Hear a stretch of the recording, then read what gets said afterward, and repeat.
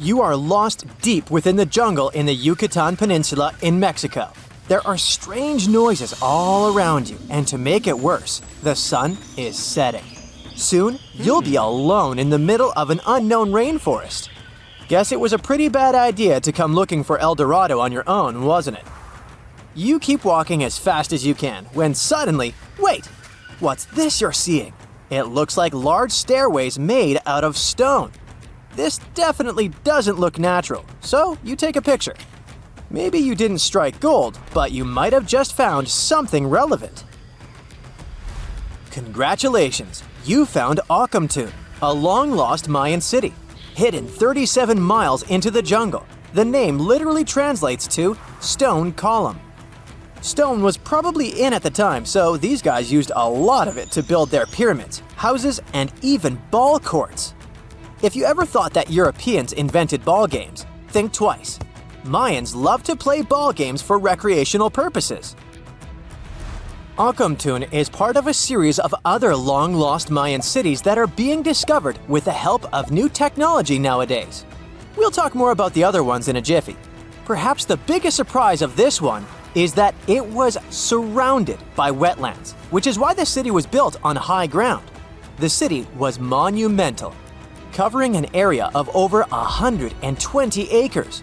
That would be as big as 90 football fields right next to each other.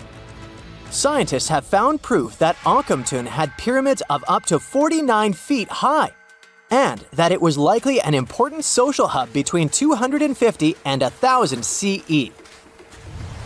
This is definitely a game changer. But lost Mayan cities began to be unearthed in the 19th century. Modern technologies, such as LiDAR imaging, help archaeologists see through dense canopies of the forests. This means that people don't really have to risk getting lost in the tropical jungle like you did at the beginning of this video. LiDAR works sort of like an X-ray. It sends out laser beams that can detect any signs of ruins or ancient constructions.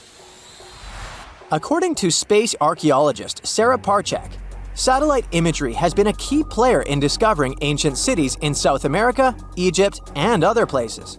Sarah herself spends most of her days scouring images for any signs of where there could have been cities long ago. She says that more often than not, what happens is that ruins are covered by vegetation, soil, or sand, which makes them super tricky to find.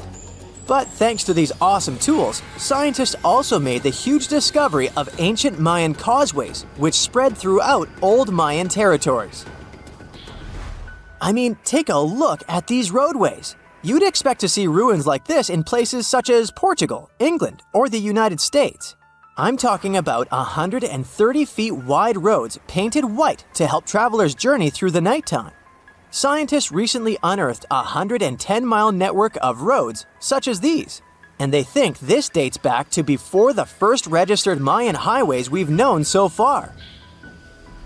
These roadways, which sometimes ran over the swampy ground and were even elevated at times, are being called the world's first superhighways.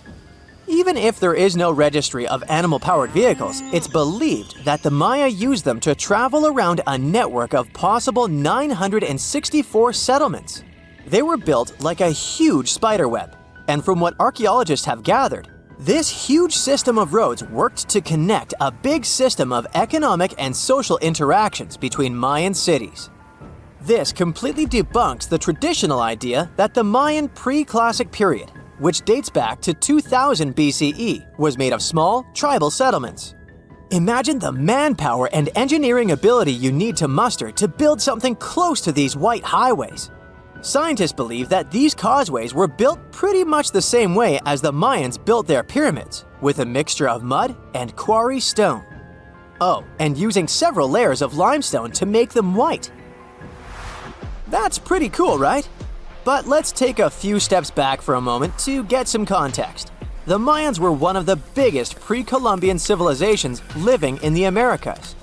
Until now, experts believe that at its apex, the Mayan civilization consisted of over 40 cities with a population of millions of people.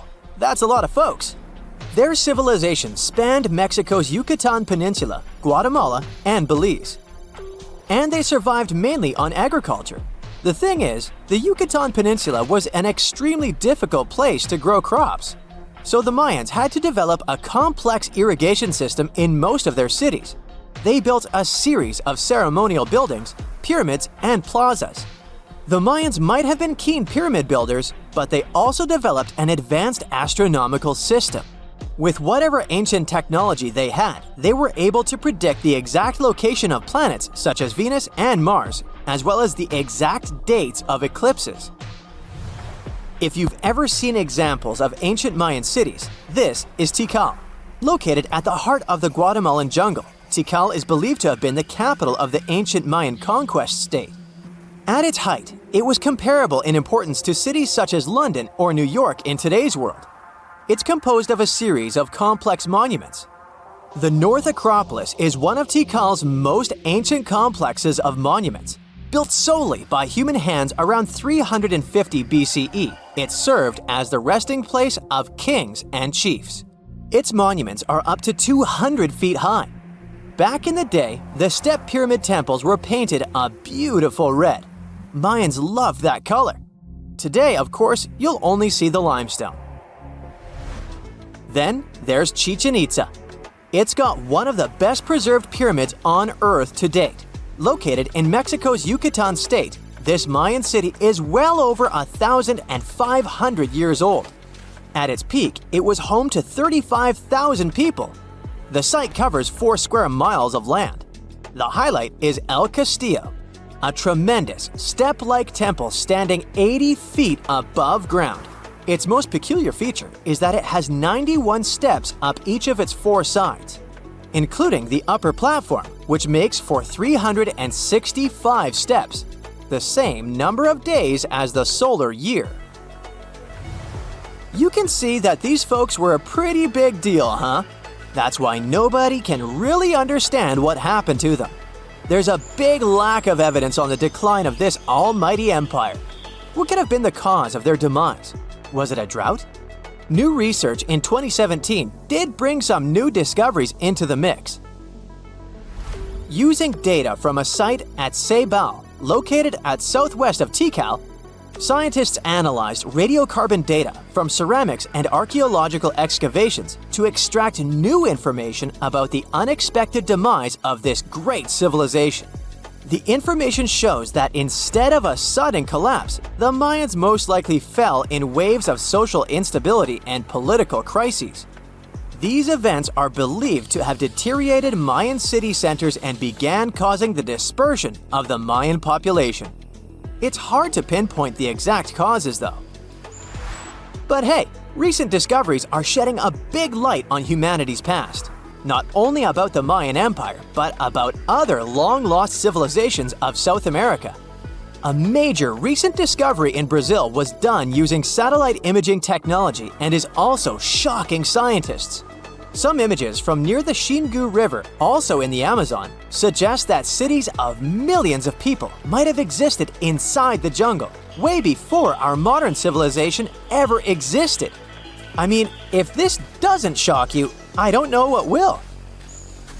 Satellite imagery also detected a network of trenches dating back to 200 and 1200 CE in the Bolivian Amazon forest. These proofs suggest settlements that could have supported around 60,000 people right in the middle of the Amazon forest. When researchers from the University of Florida went on ground to check the satellite information, they were shocked to find several mounds that were accompanied by ditches and geoglyphs. Archaeologists also found remnants of carefully designed walls centered around plazas, much like the type of construction done by the ancient Mayans. You know, a lot happened in the first millennium CE. Sure, we're talking about 1,000 years worth of human history. If you'll remember from school, you'll know it was the time of the rise and fall of the Roman Empire. It was when humans saw the transition to the intense times of the Middle Ages. And some say it was the apex period of the Mayan civilization, all the way in Mesoamerica. But thanks to top-notch technological advancements, we can look at history a lot differently today. You see, archaeologists have found actual proof that the Mayan civilization may have started way before we think it did, and that since the beginning, their civilization was far from simple. To find out more about this, you'll have to tread deep into the Guatemalan rainforests. Are you down for the ride? Rainforests are dense and difficult to access. If you were an archaeologist, I'm betting you'd find them quite threatening as well. That's actually one of the reasons why we've been kept in the dark for so long when it comes to the truth about the Mayans. But take a look at this. You'd expect to see ruins like this in places like Portugal, England, or the United States. I'm talking about 130-foot wide roads, painted white to help travelers journey through the nighttime. For scale, these roads were about half the size of an American football field. Huge, huh? Scientists recently unearthed a 110-mile network of roads such as these, and they think this dates back to before the first registered Mayan ruins we've known so far. These roadways, which sometimes ran over swampy ground and were even elevated at times, are being called the world's first superhighways. Even if there is no registry of animal-powered vehicles, it's believed that the Maya used them to travel around a network of possibly 964 settlements. They were built like a huge spider web, and from what archaeologists have gathered, they worked as an implied system of economic and social interactions. This completely debunks the traditional idea that the Mayan pre-classic period, which dates back to 1000 to 350 BCE, was made of small tribal settlements.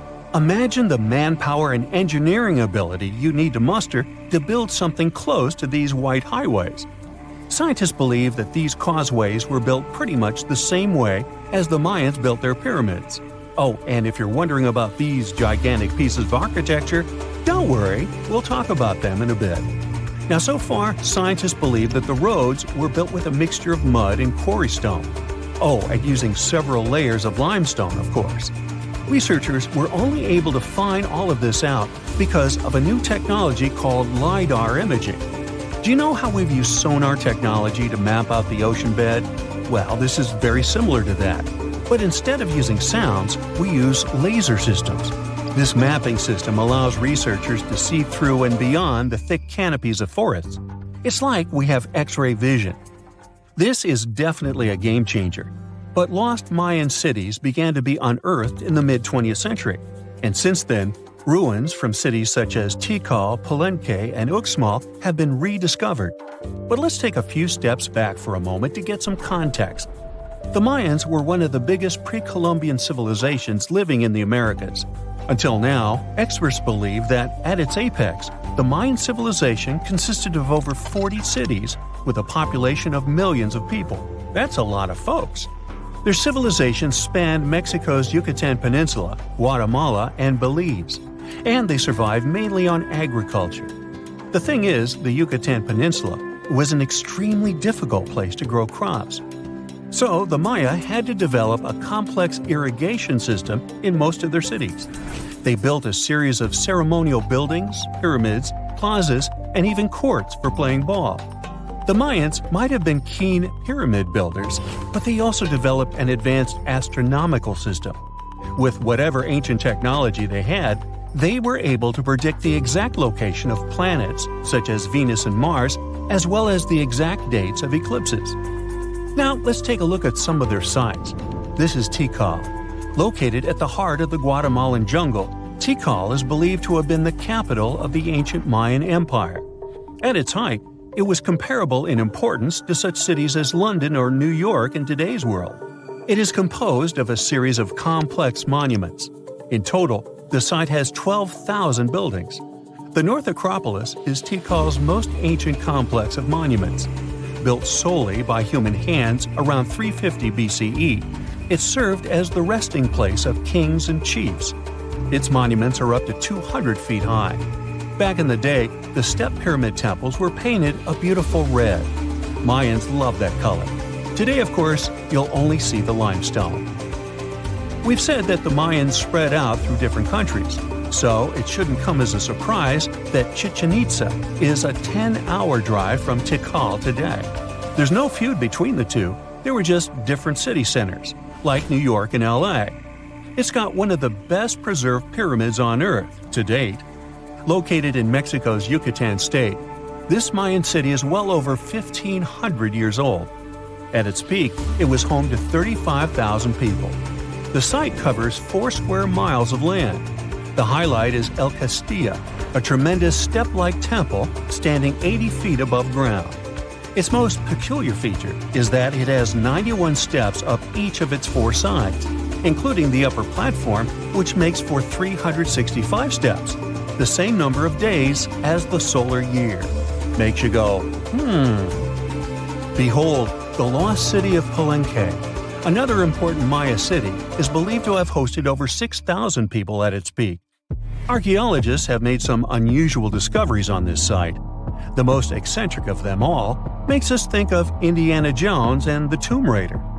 One of the buildings in Palenque is believed to be the final resting place of the Red Queen of Palenque. She was believed to be the grandmother of the last Mayan king. In her honor, a huge monument was built to keep her body after her passing. The discovery of the tomb itself was already thrilling. Archaeologists found an ancient monument when digging at the site back in 1994. The first they saw was a room with a hidden door. Once they opened the door, they discovered an 8-foot-long corridor. At the end of this corridor was the queen's chamber, and inside was the mummy of the queen herself. They found her to be accompanied by her pearls, jade shells, and expensive rocks. But as the team explored the remains, they saw something strange. The room was filled with a red-colored powder. Researchers knew that the color red was important to the Mayan people, but they didn't understand why the queen was buried with this unknown substance. They took a sample back with them for further analysis and discovered that the red powder was cinnabar, a very dangerous mineral. This powder, when inhaled, can cause severe health damage to a person. The team concluded that this could only be a trap for anyone trying to steal her riches. Talk about curses, huh? One thing that has always troubled researchers is the lack of evidence on the decline of this almighty empire. What could have been the cause of their demise? Was it a drought? Some disease? New research in 2017 did shed some light on this issue. Using data from a site called Ciabal, located southwest of Tikal, scientists analyzed radiocarbon data from ceramics and archaeological excavations to extract new information about the unexpected passing of this great civilization. The information shows that instead of a sudden collapse, the Mayans most likely fell in waves of social instability and political crises. These events are believed to have deteriorated Mayan city centers and began causing the dispersion of the Mayan population. So, what's your take on the end of this story? So, imagine you're 15 and you get bored of playing video games. Instead, to pass the time, you decide to give some attention to an old hobby of yours, tracking down lost Mayan cities. You've heard that some ancient civilizations are said to have built entire cities based on constellations, so you decide to check out whether that was true for the Mayans. You find a book containing all the constellations the Mayan civilization believed to exist. You open good old Google Maps and map every ancient Mayan city discovered to date. You start seeing that this information actually matches. And truly, the biggest ancient Mayan cities correspond to the brightest and biggest stars of the Mayan constellations. Okay, this is getting interesting. You manage to map out over 100 ancient cities when you suddenly notice something strange. There's an area in the Yucatan Peninsula in Mexico where archaeologists have unearthed 2 Mayan cities. But on the constellation map, there are 3 stars. Could this mean there is a long-lost city waiting to be discovered nearby? You might think this sounds too daydreaming, but the story is actually true. The previous account happened to a Canadian teenager named William Gaddery. The boy is known as a science genius and had even won an award for the constellation theory we presented just now. When he noticed that a 3rd city was missing from the 23rd constellation he was examining, he began to scour the internet for satellite pictures that could help him solve this mystery. He looked into images from NASA, JAXA, a Japan-based satellite company, and Google Earth. These images were still insufficient to answer his questions, so he reached out to a friend inside the Canadian Space Agency. His friend provided him with state-of-the-art satellite imagery that gave him the answer he was looking for. According to the images, there is a large square area right on the border of Mexico and Belize, which looks like the remains of a city. William took the images to a remote sensing expert known as Dr. Armand Larocque from the University of New Brunswick. They studied the images thoroughly and concluded that the area could be housing 30 buildings and even a large pyramid. The scientific and archaeological community went crazy with the 15-year-old's discovery. Could this really be true? Some background. Lost Mayan cities began to be unearthed in the mid-20th century. Since then, ruins from cities such as Tikal, Palenque, and Uxmal have been rediscovered. The Mayans were one of the biggest pre-Columbian civilizations living in the Americas. They began to settle in the area as early as 1500 BCE. Experts believe that, at its height, the Mayan civilization consisted of over 40 cities, with a population of millions of people. That's a crowd. And their cities were pretty interesting. Their civilization spanned over Mexico's Yucatan Peninsula, Guatemala, and Belize. They survived mainly on agriculture, so they developed a complex irrigation system in most of their cities. They built a series of ceremonial buildings, pyramids, plazas, and even courts for ball games. The Mayans were keen pyramid builders, but they also developed an advanced astronomical system. With whatever ancient technology they had, they were able to predict the exact location of planets, such as Venus and Mars, and they were able to predict the exact dates of eclipses. That's why the methodology William used to discover this long-lost Mayan city was unusual, but not completely surreal. The Mayans were keen astronomers, so it wouldn't be too strange that they built their major architectural feats in relation to the sky, would it? And they wouldn't be the first ones to be doing so. There is a famous fringe of Egyptology dedicated to studying how the Giza pyramids were built in perfect alignment with the Orion constellation, meaning that each pyramid was purposely built to align with one of the major stars of Orion's belt. According to William, he first had the idea to look at the Mayan constellations because he couldn't understand why the Mayans built their cities where they built them. Most major cities, such as Chichen Itza and Uxmal, aren't near any rivers or significant bodies of water. Instead, they're built on marginal lands and on top of mountains, which confused the 15-year-old. His next thought was that it might have something to do with astronomy. William named the new city he discovered Mouth of Fire, which is also my nickname, and he even won a merit award for his hard work. However, his theory was very much contested inside the archaeological community, and many Mayan experts worked to debunk William's findings. Some archaeologists say that constellation theories are too unscientific. Anthony Aveni, a renowned anthropologist and astronomer, referred to William's methodology as an act of creative imagination. He explained that there is no way to be sure what the Mayan constellations really were. It's all just hypothetical. Another debunking of William's findings came from Mayanist David Stewart, who said that the object identified on the satellite imagery is nothing but an old cornfield.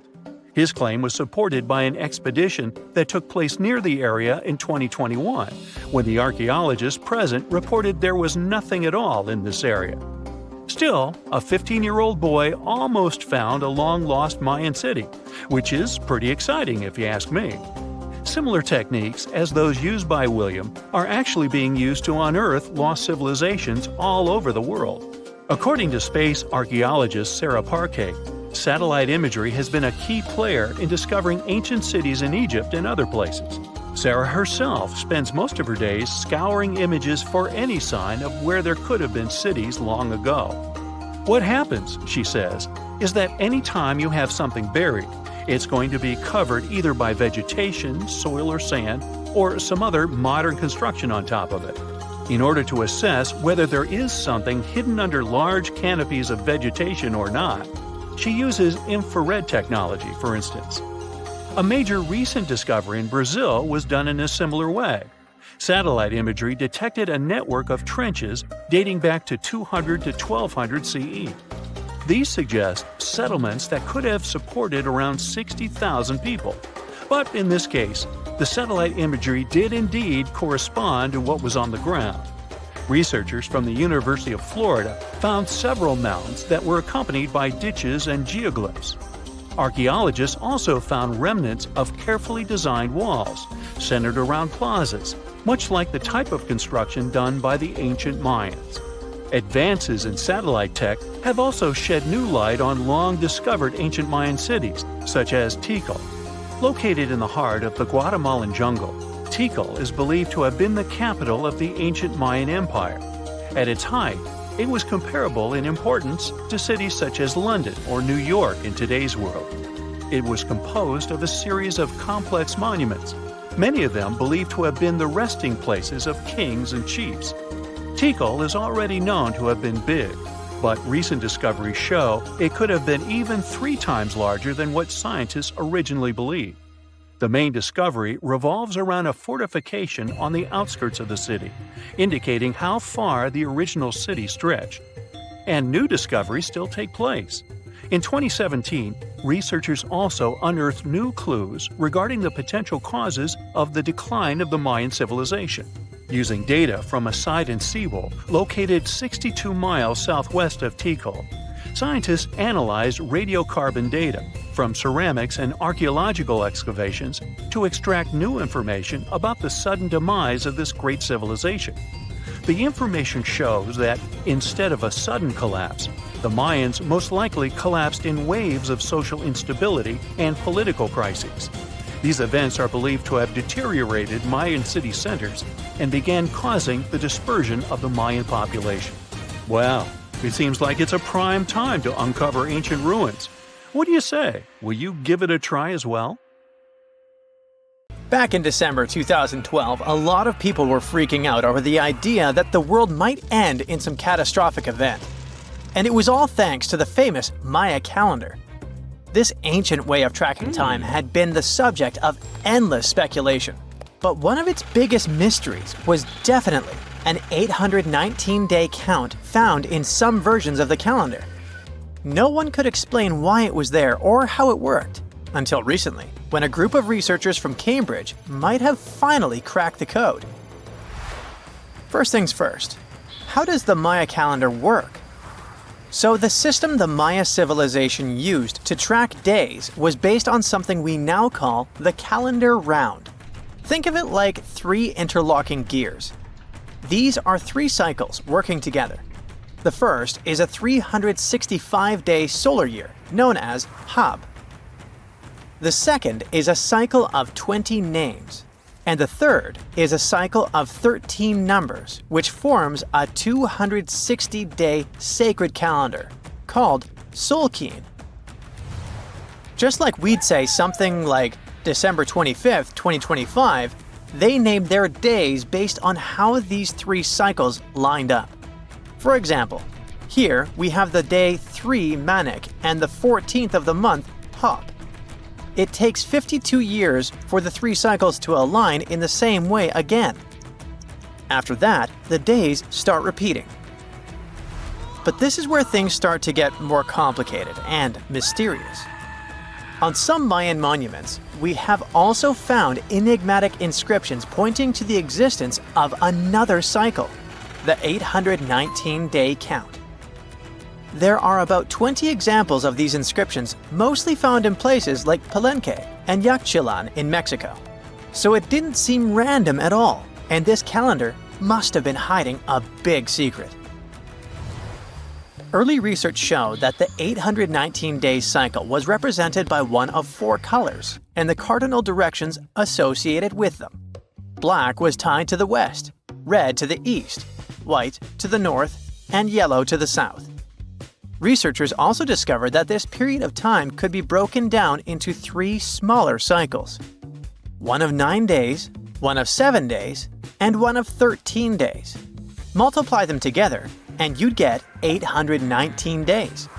Pretty cool, but why did they do that? This color scheme and the 3 cycles seemed like a basic level of interpretation, and experts were pretty sure its real purpose was still hidden from us. Another thing researchers noticed is that this strange count of days was mostly shown using a Y glyph, followed by a number. But in some cases, they also added a glyph representing Kawil. This was a powerful Maya deity, often associated with creation and lightning. He was usually symbolized by a torch coming out of his forehead, representing the spark of life. But in the 90s, a study suggested that when Kawil's inscription showed smoke and fire coming from his forehead, it could actually represent the planets Jupiter or Saturn, or maybe even both. Wait, that means that the 819 days count could be linked to both planets in some way. From there, research focused on figuring out what that link might be. The first conclusion is that this calendar might have helped the Maya track the movements of those planets in some way. Then they started noticing something interesting. These cycles could be specifically tied to the synodic periods of Jupiter and Saturn. By synodic periods, we mean the time it takes for a celestial body, like a planet, to return to the same or nearly the same position as seen from Earth. While this possibility was pretty exciting, something didn't quite add up. Each planet moves very differently, and trying to fit multiple planets into an 819-day span just didn't seem to work. In other words, this 4-part color-coded calendar system was simply too short to align perfectly with the synodic periods of the visible planets. So it looks like we're back to square one. This mystery had people scratching their heads for ages, until 2023, when specialists realized they might have been looking at it all wrong. Researchers actually needed to shift their perspective. Instead of seeing this system as 819 days, they needed to consider the number as representing timelines. And this period of time could be just a small part of a much, much bigger calendar. You see, as we said earlier, this cycle seemed to track the period when a planet became visible to people on Earth. To prove that these 819 cycles were timelines, not actual days, researchers needed a planet that could serve as a starting point to back up their theory. In this case, it was Mercury. And there's a pretty simple reason for that. Mercury's synodic period is 117 days, which fits perfectly into the calendar count. I mean, if you take 1819 and divide by 117, you get the number 7. So, Mercury is the only visible planet whose synodic cycle fits neatly into this period as whole numbers. Perfect. Now they had a solid starting point. From there, they needed to expand the calendar by increasing its length to 20 periods of 819 days. Suddenly, a pattern emerges. And just like that, all the synodic cycles of the planets fit perfectly into the system. For example, Saturn's synodic period from 378 days lines up perfectly after 6 819-day cycles. Venus aligns every 5 cycles. Jupiter every 19 cycles. And Mars, which takes the longest, needs 20 cycles. In other words, it takes about 45 years for Mars to align with the synodic periods of all visible planets. So, this is how researchers determined that the ancient civilization wasn't referring to days, but rather to timelines. The Maya astronomers came up with this count as part of a larger calendar system of 20 periods. But then a question comes up. Why was studying the synodic period so important to the Maya? Well, we don't have super specific answers about this mysterious calendar yet. But what we can say for sure is that the Maya truly believed in the powerful influence of the cosmos on daily life. So maybe they wanted to analyze how the movements of all the visible planets lined up with their other calendars. Of course, this system is just one part of the Maya's amazing and advanced understanding of astrology. And it wasn't just about using astrological cycles for planting and harvesting. They also had crazy specific knowledge, like how to predict solar eclipses. Archaeologists believe the Maya connection to the stars is reflected in the ruins of their world. Take the famous pyramid in the ancient city of Chichen Itza, located in Mexico's Yucatan Peninsula. If you look closely at the base of its staircase, you will see a snake's head carved in stone. But here's the coolest part. During the spring and fall equinoxes, when day and night are exactly the same length, the sun casts sharp, triangular shadows on the staircase. It creates the illusion of a snake slithering down the steps. Another example of how they use their knowledge of astronomy in their temples is in Tikal, Guatemala. Built around year 1 of the Common Era, this pyramid is considered one of the Mayas' earliest astronomical complexes. And its alignment and orientation allowed them to track and calculate solstices and equinoxes with incredible precision. The Maya were skilled skywatchers. Just like we have modern-day high-tech observatories with round domes, they had something similar. Meet El Caracol. The name means snail in Spanish and refers to the spiral staircase inside the tower. Built around 906 Common Era, it was the perfect place to observe all the changes in the sky and track the movements of the sun, moon, planets, and stars. Unlike us today, with our telescopes, satellites, and advanced tools, the Maya relied entirely on naked eye observation, and that makes their achievements even more incredible. The story goes that two Mayan twin boys loved to play ball. Sure, they were really good at it, but they also made a lot of noise when playing. The lords of the underworld soon became bothered by the sound and summoned the two boys to the underworld, a place the Mayans called Xibalba. As soon as the boys reached their gloomy destination, the lords of the underworld began putting them through a series of tests. Soon enough, the inexperienced twin boys failed the tests and lost their lives. But this was not in vain. This sad event resulted in the appearance of a beautiful fruit tree. Soon enough, a young woman saw a beautiful fruit on this tree and reached up to pick it. Legend has it that soon after that, she gave birth to another set of twin boys named Hunahpu and Xibalbaqui. Just like their ancestors, these twins were great ball players, but they were equally as loud, and the lords of the underworld became annoyed again. They decided to ask this pair of twins to come to play a game in the underworld, hoping to get rid of them too. When the twins arrived, the Lord sent them through a number of frightening places.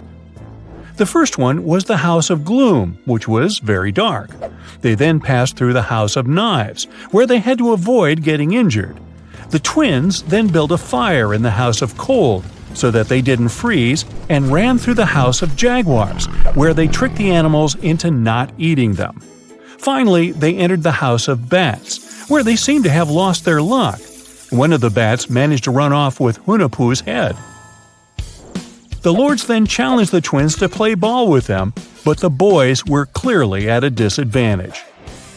Xibalbaqui placed a turtle on Hunahpu's shoulders to make up for his lost head, and they began playing. As the lords became distracted by an animal near the court, Xibalbaqui stole his brother's head and placed it back in its place. Much to the annoyance of the lords, the twins were now able to tie the game. Hunahpu and Xibalbaqui continued to perform a series of tricks for the lords of the underworld. One of them involved Xibalbaqui injuring Hunahpu and then bringing him back to life. The lords were so impressed by the twins' performance that they asked them to do the same trick on them. Of course, the twins agreed, but after performing their trick on some of the lords, they refused to revive them. Seeing what had happened, the lords of the underworld admitted defeat and begged for their lives, promising not to intervene in the lives of people ever again. Hunahpu and Xibalbaqui were happy to have avenged their ancestors and gained the respect of the lords. Legend has it that the lords of heaven were so impressed by the twins that they took them to live in the sky by turning them into the moon and the sun. The Maya civilization was one of the most dominant indigenous societies in history, and their folklore and traditions are still discovered and studied today. They used to live in a territory called Mesoamerica. It was made up of modern-day Mexico and parts of Central America like Guatemala, Belize, Honduras, Yucatan Peninsula, and El Salvador. They lived from 1800 to 900 BCE and up to 900 to 1500 CE. Apart from their impressive legends, the Maya were very skilled inventors. They're known for their calendars, writing systems, farming methods, and sports. Their writing, for example, was found preserved on buildings and stone monuments, as well as in rare books and pottery.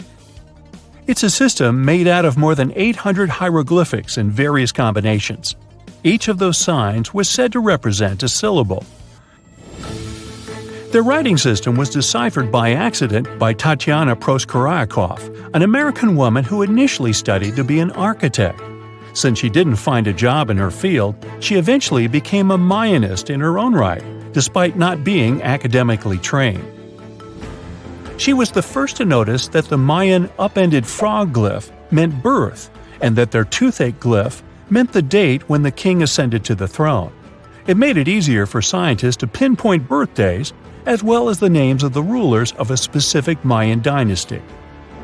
They also invented the concept of zero, which is seen as one of the greatest innovations in mathematics, physics, and human history altogether. Sure, even back then, people understood the idea of having nothing, but the concept of zero as a number is a relatively new invention.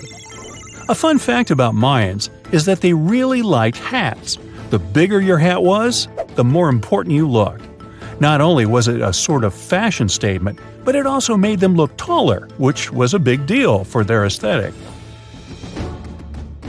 The Mayans also came up with one of the most intricate and complex calendars in human history. It was the first to use zero as a placeholder. Their calendar ended on December 21st, 2012, which led some people to believe that it translated to the end of the world. Obviously, that was not the case.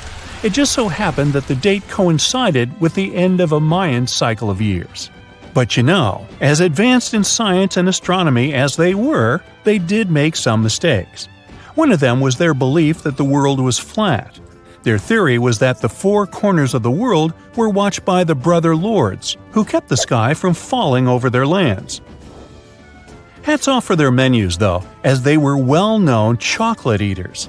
They turned eating chocolate into a form of art. The drink they made wasn't really like the hot chocolate we enjoy today, though. The recipe included mixing cacao with water, honey, chili pepper, cornmeal, and other ingredients to make a foamy, spicy drink.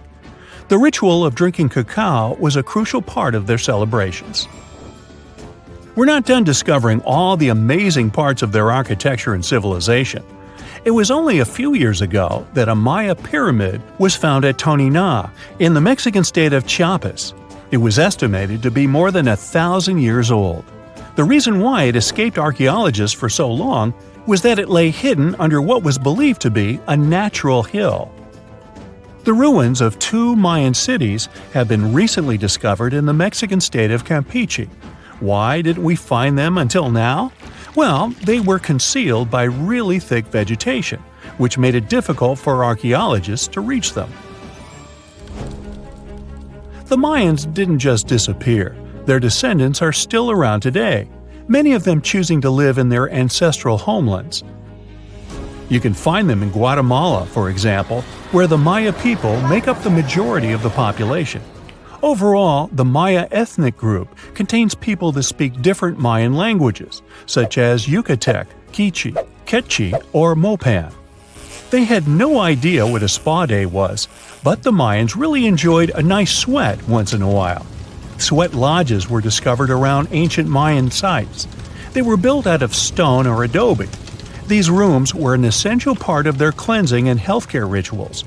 One of the earliest sweat lodges was found in Quello in northern Belize and appeared to date back 3,000 years.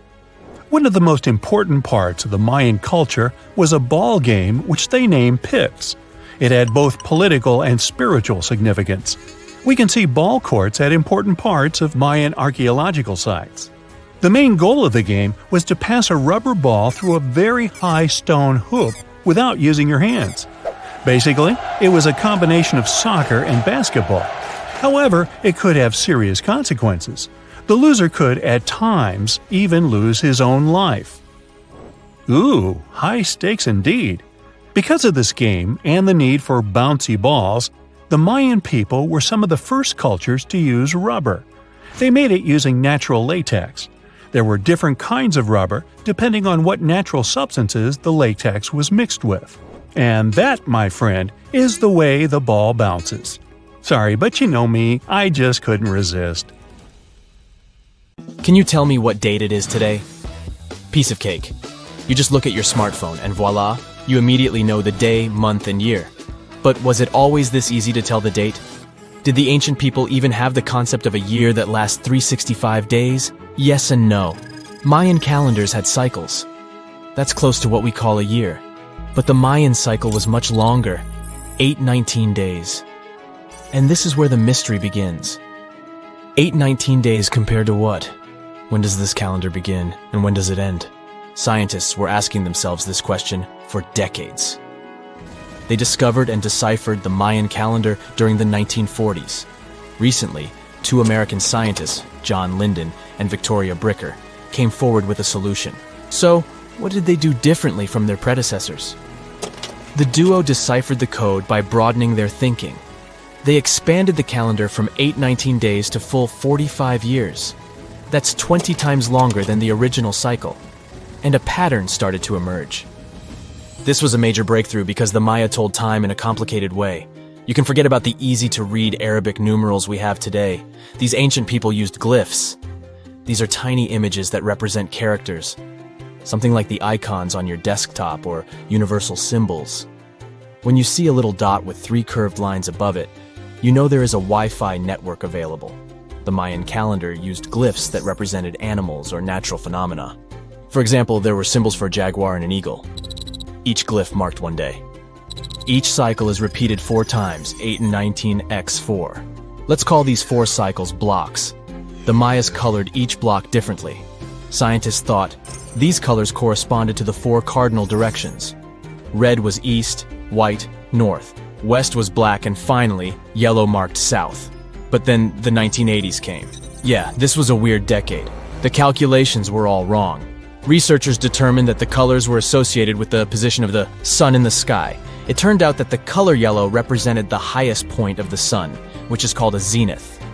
White was the lowest point, called the nadir.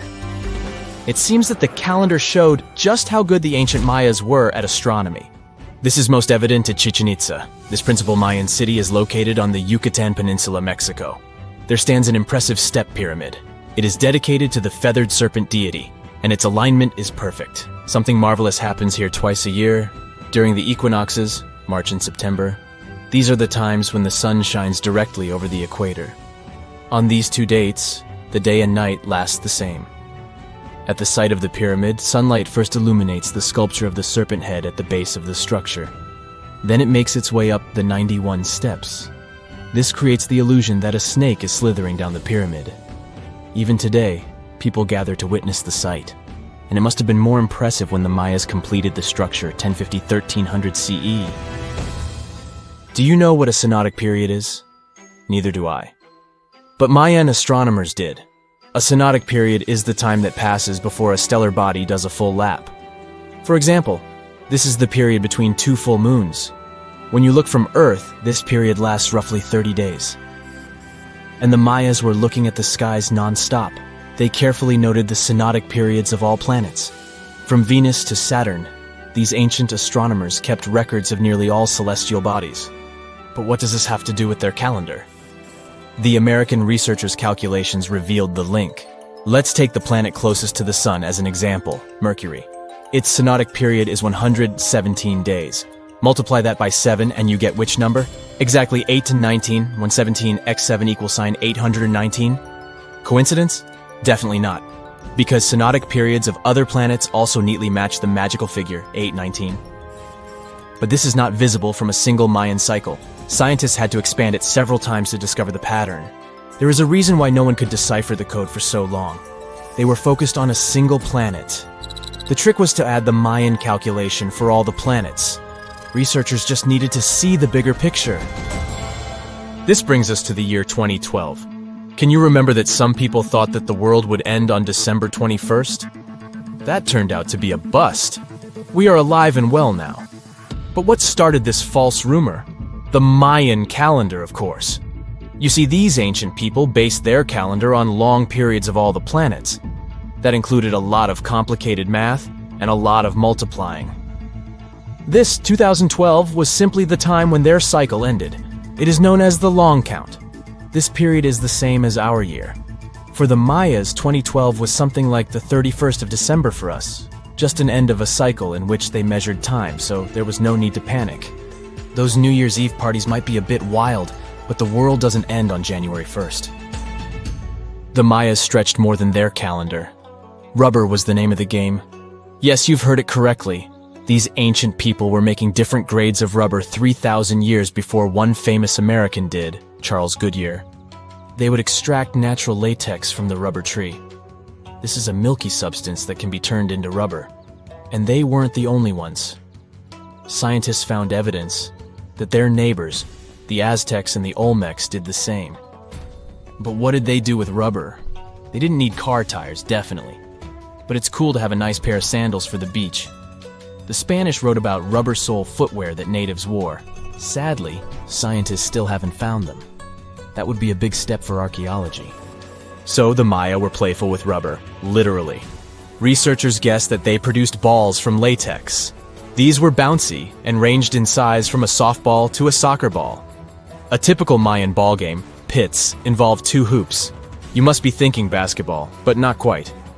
The hoops were set on walls, 23 feet high. Compare that to the NBA standard of 10 feet. And the hoop was the other way around.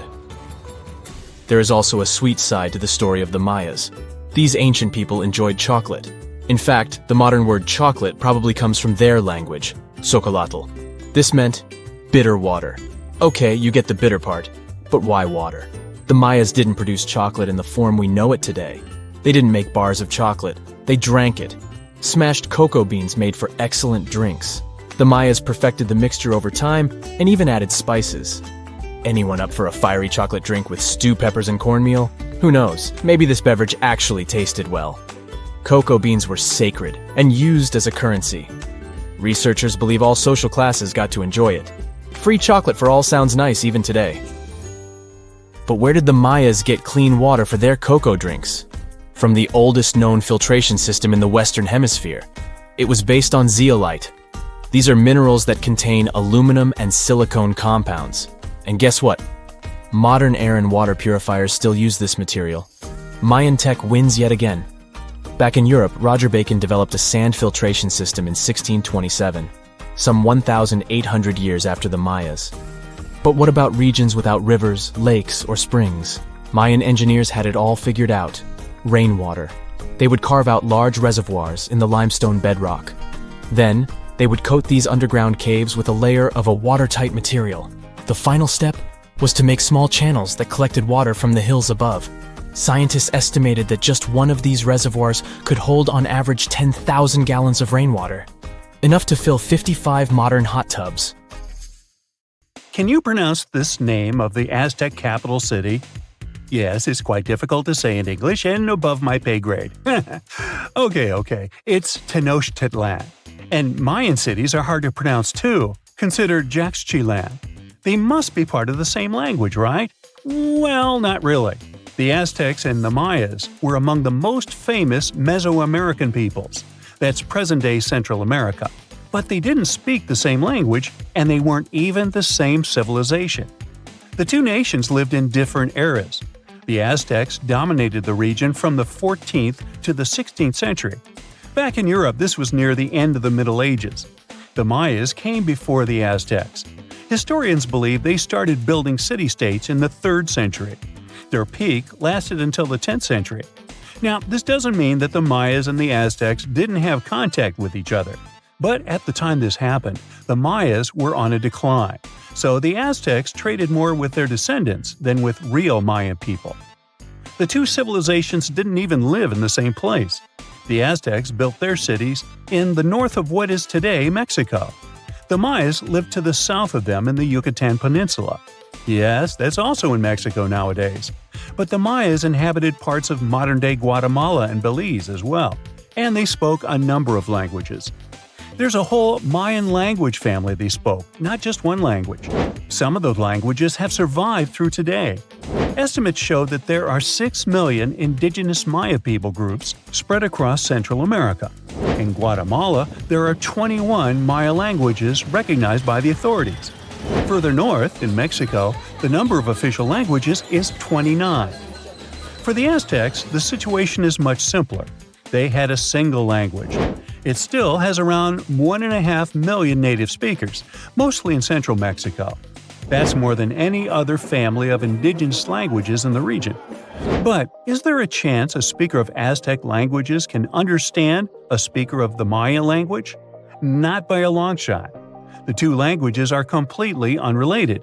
In fact, they didn't even share the same writing systems. The Mayans were more advanced because they used hieroglyphs. Yep, like the ancient Egyptians. Instead of letters that make up words, ancient civilizations used tiny pictures to symbolize an object or a concept. When the Mayas wanted to write the word jaguar, for example, they would draw a small image of the animal. In total, their writing system had more than 800 characters like this one. Way too complicated compared to the modern way we write down words. But the Aztecs were one step behind the Mayas. They used pictograms and ideograms. Simply put, these are elaborate drawings that mark an object, animal, or concept. Compared to Mayan hieroglyphs, they aren't simple symbols anyone can draw, but true masterpieces of visual art. Only highly skilled painters could draw them. I don't say write because, technically, the Aztecs didn't have a writing system. So you could say that the Mayas were more advanced when it came to language. After all, they had the only known fully developed language in the Americas before the arrival of Europeans. But in terms of culture and economy, the two societies weren't that much different. Neither of them used work animals for agriculture and transport.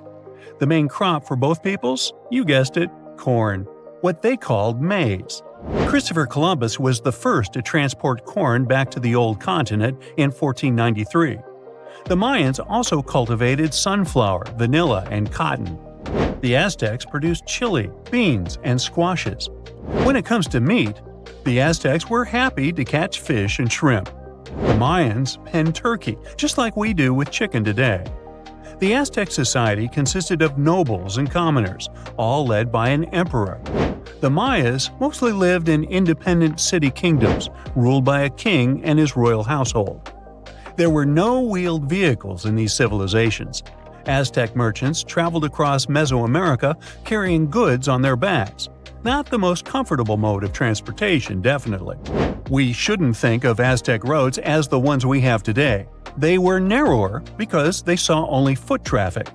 Mayas used a similar road system that also included canoes. They wouldn't travel far from the coast, though. They carved out these vessels from large tree trunks.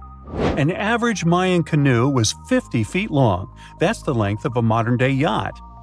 The goods these Mayas traded ranged from salt to pearls. They considered meat a luxury good, together with gold, copper, and turquoise. And can you guess the currency of Mayan merchants? Let me give you a hint. It wasn't metal and paper like it is today, but cocoa beans.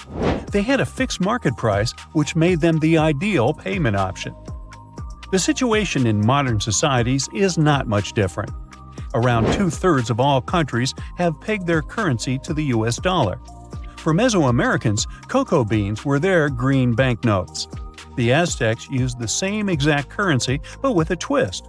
They had something called axe money. One axe was worth 8,000 cacao seeds. I bet their exchange offices were fun places to work.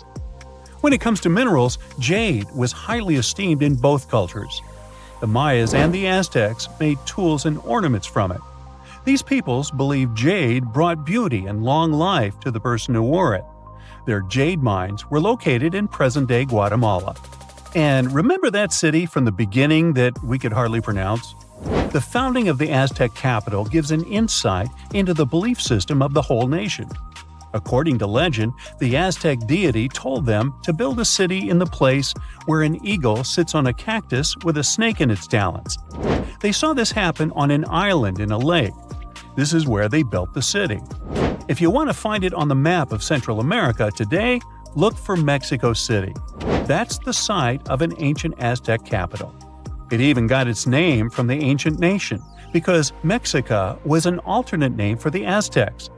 They constructed the city on small artificial islands. It was slightly bigger than the surface area of London Heathrow Airport. The Mayas didn't have a capital city as we know it today. Their civilization spanned across 40 cities. These settlements had a population of 5 to 50,000 inhabitants. Today, these sites could be classified in terms of size as small American towns. But the total number of Mayan cities is not final. Archaeologists keep discovering new ones deep in the jungle of the Yucatan Peninsula. Quite recently, researchers unearthed a new site in the southeast of Mexico. They found a number of stone columns and named the city after the Mayan word for it. Back in the day, the city was part of the central Maya lowlands. Today, this region is covered with thick jungle. The Maya abandoned their settlements in this area around the 8th and the 9th century. Historians still cannot agree on why this happened. Some claim overpopulation was the main issue. Others argue the trade routes collapsed, so Mayan cities couldn't flourish anymore. Whatever the case, northern Mayan cities lived on. The descendants of these peoples were there when the Europeans stumbled upon them several centuries later. The Aztecs were also present in today's Mexico at this time, but contact with a foreign culture didn't bring them much good. There was an outbreak of smallpox that sealed the Aztecs' fate. This doesn't mean that this American nation left the world stage forever, though. Every time we say words like avocado, chili, guacamole, chocolate, and coyote, we are actually reviving the Aztec language. These words are present in pretty much every language on the planet. Mayan words also entered modern English. Linguists argue that the word shark actually comes from a Mayan language. This is the word these ancient Mesoamerican people used for fish. Both ancient civilizations left behind pyramids, and they look very similar in style. The only hint that can help you differentiate between them is that there are way more Mayan ruins that still exist today. Finally, regarding maize, or corn as we call it, there's a story among the Maya descendants that their process of harvesting corn back then was called amazing. Get it? Maize, corn? Okay, I made that up. You're not surprised, are you?